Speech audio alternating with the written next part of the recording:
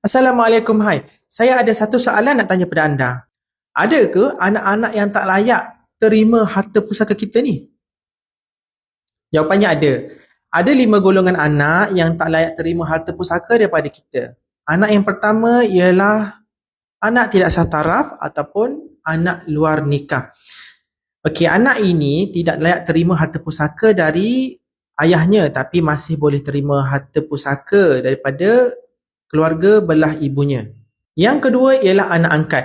Walaupun anak angkat ini kita jaga dari kecil lagi, tapi dia tetaplah bukan darah daging kita dan dia tidak layak menerima harta pusaka kita. Yang ketiga ialah anak yang berbeza agama, sama ada murtad ataupun yang bukan Islam. Yang keempat ialah anak yang menyebabkan kematian ibu bapanya secara sengaja ataupun tidak sengaja. Yang kelima ialah anak li'an, anak yang dinafikan status nasabnya melalui proses sumpah li'an di mahkamah syariah.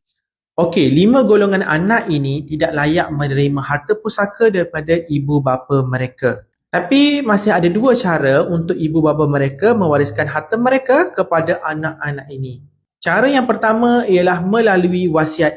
Ibu bapa mereka boleh mewasiatkan tidak lebih 1/3 daripada harta mereka untuk anak-anak ini. Cara yang kedua ialah ibu bapa ini mengambil hibah atas nama mereka dan letak nama anak ini sebagai penerima manfaat pampasan hibah.